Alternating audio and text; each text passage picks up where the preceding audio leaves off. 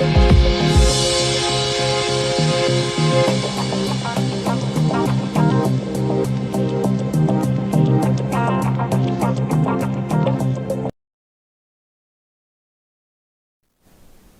lovely evening and thank you for joining us. This is Times News. You're with me, Elita Soko. First, the headlines.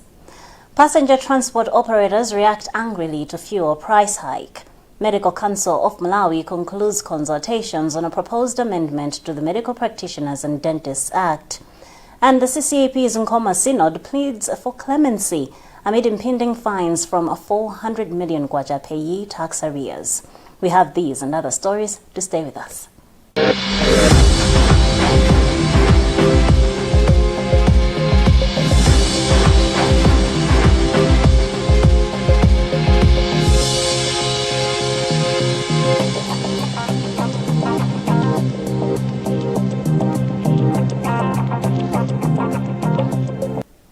And our first news item tonight, the passenger transport operators have reacted angrily to the fuel price hike that has taken effect on Sunday. The Malawi Energy Regulatory Authority, MERA, announced yesterday that the prices of petrol, diesel and paraffin have gone up by 27.89%, 24.72% and 15.79% respectively. Wezi Gausi reports. MERA CEO Henry Kachaje says petrol will now be selling at 1.150 per litre from 899 kwacha 20 tambala per litre, representing a 27% increase. Diesel is now at 1.220 per litre from 889 kwacha per litre, representing an increase of 24%, while paraffin is now at 833 kwacha per litre from 719 kwacha per litre, an increase of 15%. Kachaja attributes the rise to an increase of fuel prices on the international market and the weakening of the kwacha against major currencies. Minibus Association of Malawi General Secretary Coxley Kamange says they had a meeting where they agreed to maintain the current bus fares. One of the people who uses public transport, Felix Smith, says Tonse administration deceived them during campaign. Consumers Association of Malawi KAMA Executive Director John Capito says the price hike will have a huge impact on consumers in the country. He says people should expect the price of things to go up, as that is determined by the fuel prices. In a joint statement by the Minister of Trade and Minister of Transport and Public Works, government is appealing to traders not to take advantage of the situation and exercise restraint to temptation of increasing the prices of goods and services. Development partners have renewed calls for the Malawi government to consider reviewing and amending its laws to abolish the death penalty. The envoys made the calls at Domasi Prison in Zomba during commemorations marking World Day Against the Death Penalty, which were held under the theme Women on Death Row, an Invisible Reality. Tiesa Monjeza has filed this report read by Elvis Hoahoa. British High Commissioner to Malawi, David Beer, said the British position remains that the death penalty was unacceptable since it violates the right to life and it works mostly against marginalized individuals who lack solid legal representation during trial. He commended the country for not executing anyone since 1992, adding that the government and other human rights advocates should create an environment where citizens' views on the death penalty are heard as part of the review process. So we are very glad that there is a national debate around the death penalty and that it has been going on this year. We think it is a very important question to discuss. We commend Malawi for not having executed anyone since 1992. But the UK firmly believes that the death penalty should be abolished in every country and in every circumstance. We think that it goes against human dignity and it creates irreversible problems when there is a miscarriage of justice, and every judicial system in the world will have miscarriages of justice. United Nations representative Sabina Luba said by abolishing the death penalty, the justice system can adopt other alternative punishments to those that commit serious crimes. So when a person has committed a heinous crime, they can be sentenced to life imprisonment, they can be sentenced to hard labour, and other privileges can be removed. But what we're saying is that death penalty is not to be given. It violates international law, it violates human rights. Parliamentary Legal Affairs Committee member Yusuf Ntenda said the committee was ready to take the matter to Parliament, where legislators can debate on the issue before amending any law on capital punishment. As the Legal Affairs Committee of Parliament, we are ready to work with these stakeholders so that we can legislate. We already have where to start from because we have two judgments, the one for Gaffantine and another one, the recent one, where the courts said that death penalty actually is unconstitutional because it is a derogation to the right to life. So we are ready to amend the laws so that we realign them in accordance with the ideologies of Malawians. The World Day Against the Death Penalty, commemorated on October 10, is a day to advocate for the abolishment of the death penalty and raise awareness of the conditions and the circumstances that affect prisoners with death sentences. The Medical Council of Malawi says it has finalized consultations on the proposed amendment to the Medical Practitioners and Dentists Act. The act was enacted in 1987 and became operational in 1988, but since then there have been no changes to the legislation. Weze Gausi reports. Medical Council of Malawi Acting Registrar Richard Ndovi says a consolidated report on consultations will be released by November 2021. He says technological development in medicine and professionalism have grown, hence the need to ensure that the law responds to the current developments in medical practice. Ndovi observed that, for instance, the fines and penalties should reflect the current situation, as the Act has odd fines like 2,000 kwacha, which needs to change. The Malawi Health Equity Network MEHIN Executive Director George Jobe says the amendment of the Act is a welcomed development. It is very important that the Act is being reviewed, because when you consider the new developments that have arisen since 1987, there are a lot of them. At the moment, we have more private health facilities, and that means we have more medical people that are practicing medicine and they are working as clinical officers or medical assistants. MEHIN has since called the lawmakers to fast-track the passing of the Act in the Parliament. Nkoma Synod of the Church of Central Africa Presbyterian, CCAP, has pleaded with President Lazarus Chakwera to save the church from possible fines from pay-as-you-earn or payee arrears amounting to 400 million kwacha.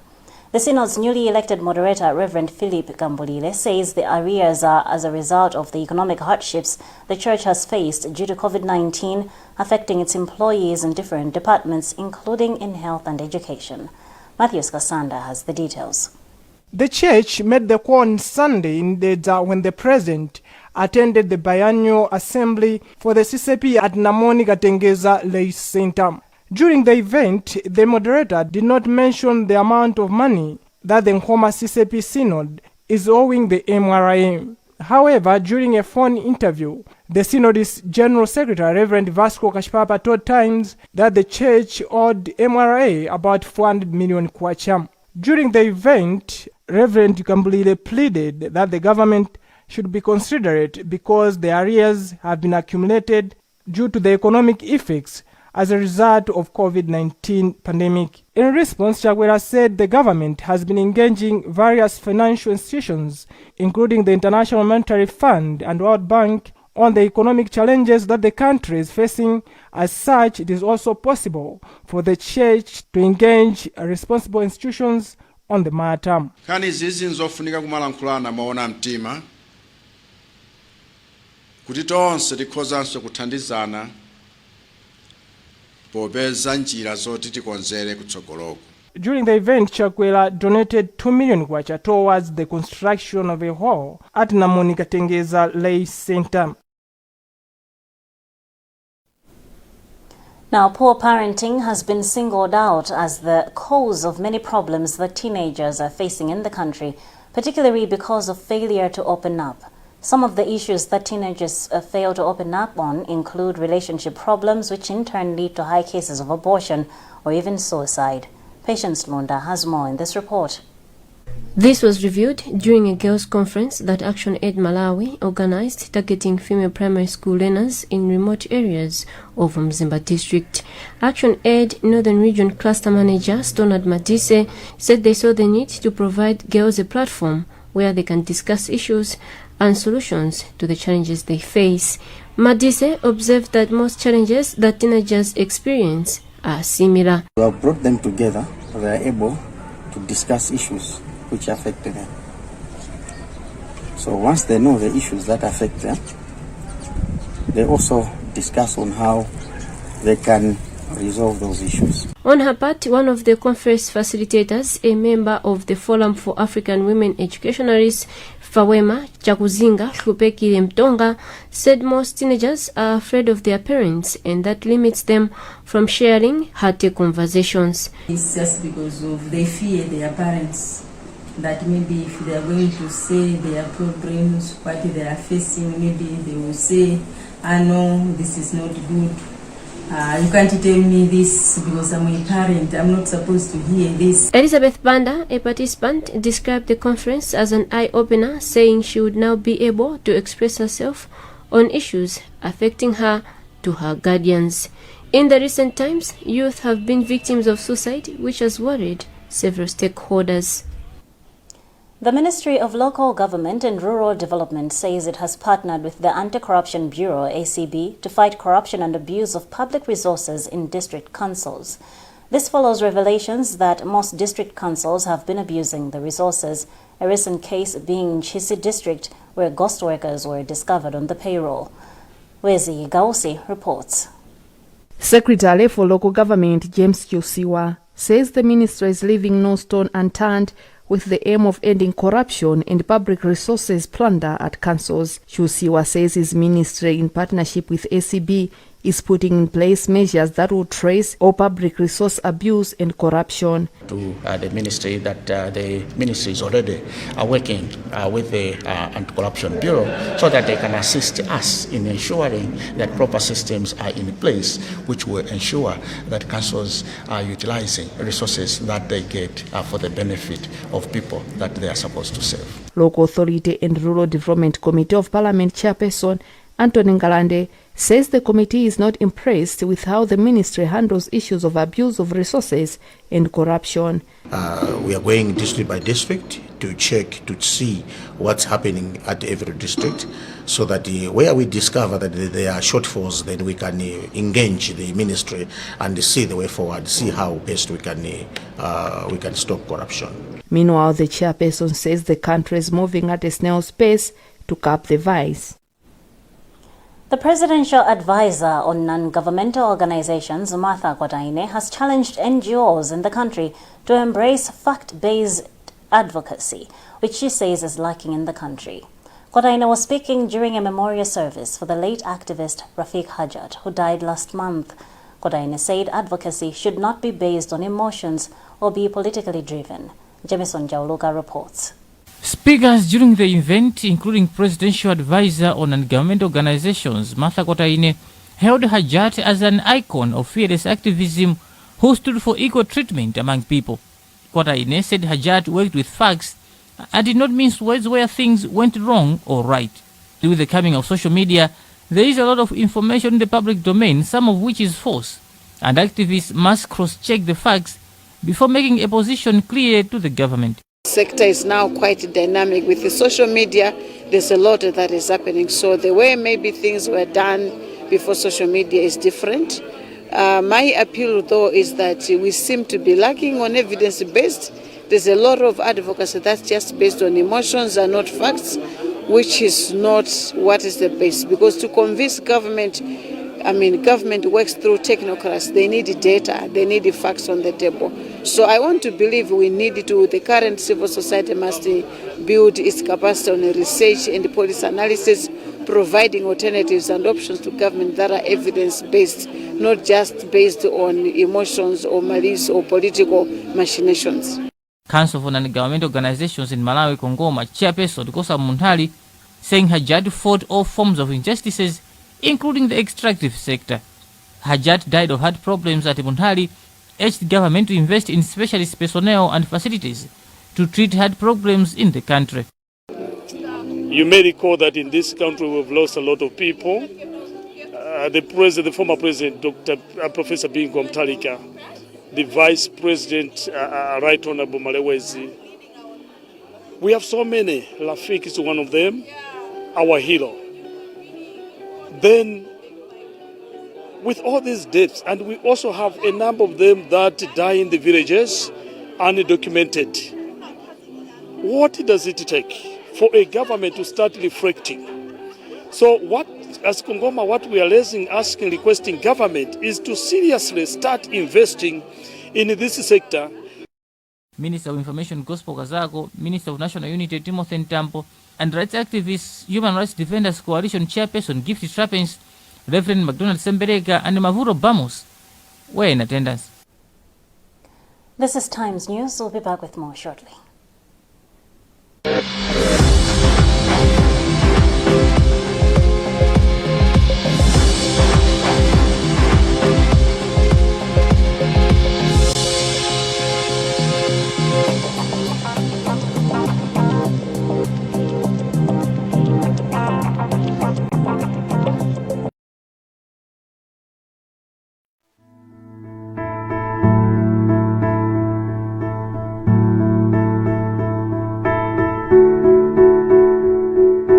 Every single day, life gives us a chance to make smart choices.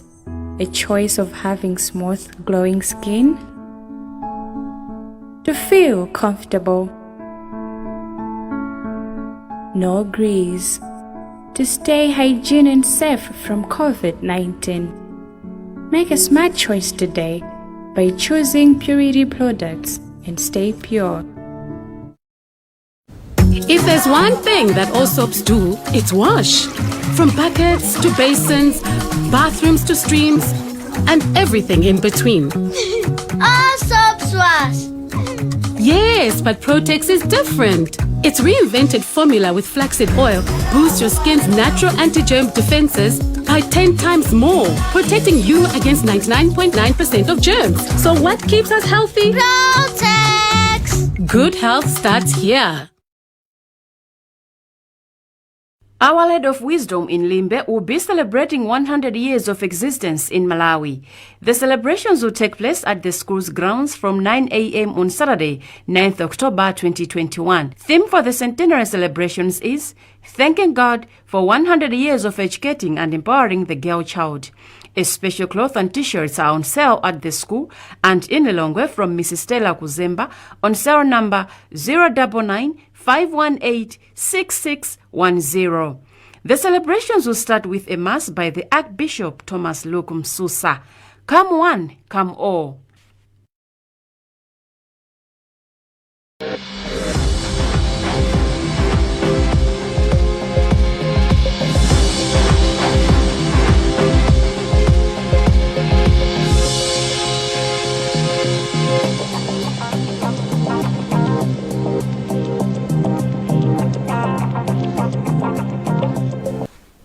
Welcome back. 7 students have graduated with certificates in theology under the Theological Education by Extension in Malawi team program. The students have been studying for the past 6 months to have a better understanding of the Word of God before entering the pastorate. The graduation ceremony took place at Namatete Primary School in Blantyre. Reverend Hastings Abalepiri is Namatete Parish Moderator under the CCAP's Blantyre Synod. My joy is indescribable because this is the mandate we have, from the Great Commission in Matthew chapter 28 to go out there and make a discipleship. So team has really assisted in our parish, the CCAP Blantyre Synod here at Namatete CCAP congregation to fulfill that Great Commission by making disciples to witness for Christ. Because team has been training these graduates for the last 15 months. And that gives us a great joy. They have been trained in theology and also in biblical studies. Through that, they now know what discipleship is. They now know what Christian fellowship is. They now understand what worship is. They now understand what Christian ministry entails. And that gives us joy, because that then contributes to the health and growth of the church. And Reverend Canon Martin Kalimbe is Team Executive Director. Well, I just want to encourage them to go out and do whatever they have been learning, because our mandate is to train people so that they could go out there as disciples to share what they have learned, especially the Word of God, and also what they have learned as theologians. Our hope is that another class will be also started here at Namatete, but also the surrounding parishes here in Blantyre, because the ones that have been that they have received their certificates today will also organize another training that will be a training that will orient them how to train others. Now, as one way of encouraging girls to work hard in their education, Hope for Girls Education distributed various items to girls in Cholo District on Friday. Founder of the organization, Gloria Kasambwe, said the gesture was aimed at encouraging girls to work hard and not to look down upon themselves. Thomas Kajere has more in this report. Tawina Lienda, a standard 7 learner from Tunga Primary School, dreams of becoming a judge. Her dreams will become to reality if she completes her education.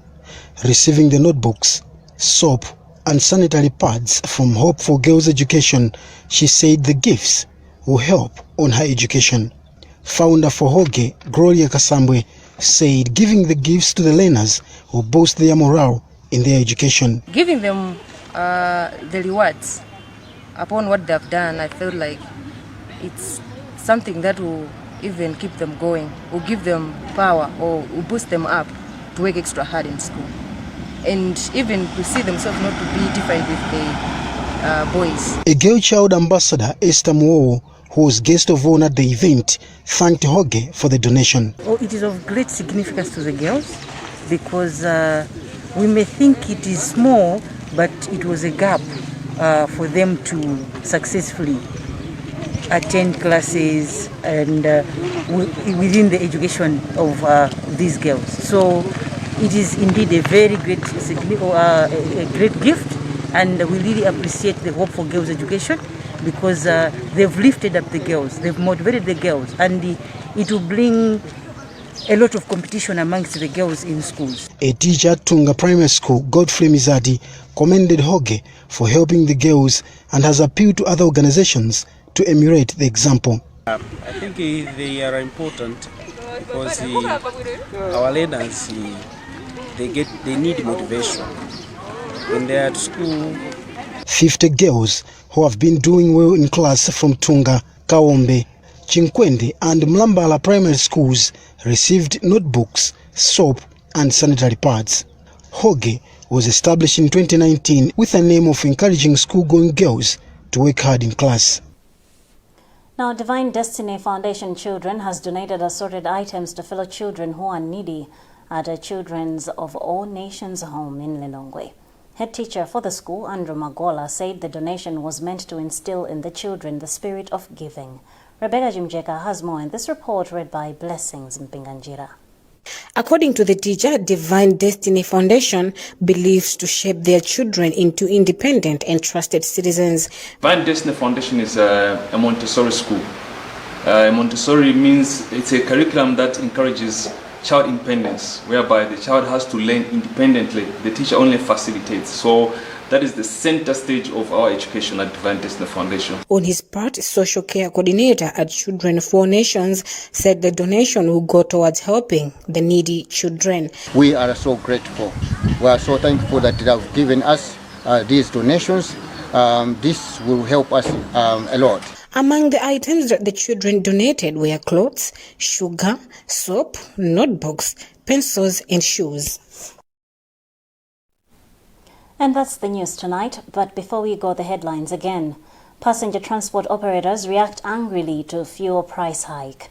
Medical Council of Malawi concludes consultations on a proposed amendment to the Medical Practitioners and Dentists Act.